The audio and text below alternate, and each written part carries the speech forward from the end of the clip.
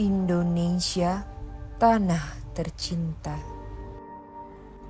di mana keanekaragaman serta adat dan budaya tersebar luas dari Sabang sampai Merauke.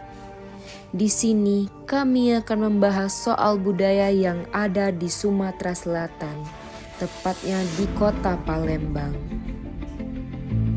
Palembang sendiri merupakan kota tertua yang ada di Indonesia.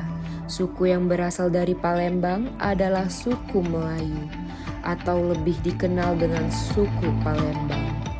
Palembang memiliki banyak sekali hal-hal yang menarik, unik dan juga keren.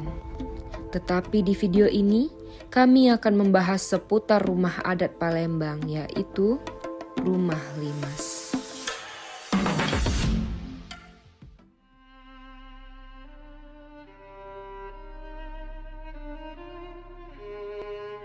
Menurut sejarah, Rumah Limas hadir pada abad ke-14 yang diawali dengan balutan Cina Majapahit yang kala itu menerjang.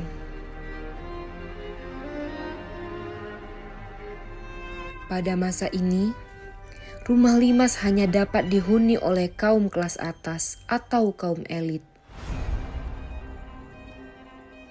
Tetapi pada abad ke-15 pengaruh keraton Jawa pun masuk, yang menyebabkan Rumah Limas menerapkan 4 tiang utama atau disebut juga Soko Guru.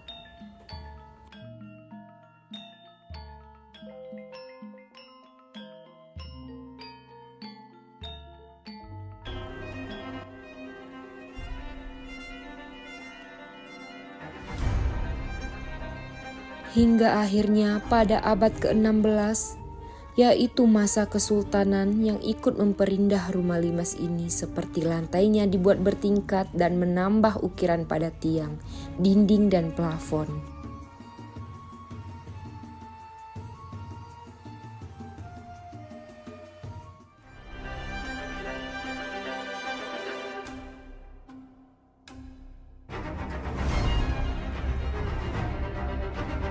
Bagai gantinya,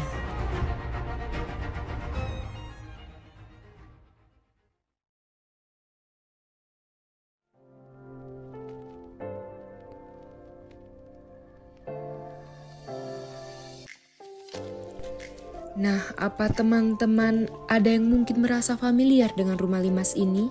Mungkin karena teman-teman pernah lihat Rumah Limas ini terdapat pada uang 10 ribuan kita loh. Hal yang sangat khas dari Rumah Limas ini adalah perbedaan lantainya. Hal ini merupakan pengaruh dari packaging atau tingkatan lantai yang digunakan pada masa kesultanan dan terus terbawa hingga kini. Tiap tingkatan memiliki filosofinya tersendiri, dimulai dari lantai pertama yang disebut pagar tenggalung.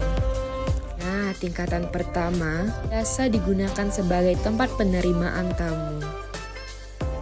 Dilanjutkan dengan jogan, yang diperuntukkan sebagai tempat berkumpul khususnya untuk para laki-laki. Lalu, pada lantai ketiga dan keempat dimaknai sebagai kekejing.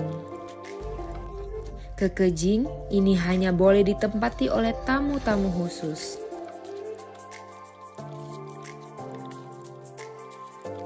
Last but not least, adalah tingkatan terakhir yang disebut gegajah yang digunakan sebagai tempat bermusyawarah orang-orang penting pada kala itu. Pemanfaatan budaya dan kearifan lokal Sumatera Selatan yaitu Rumah Limas dalam pelajaran bahasa Indonesia yaitu yang pertama,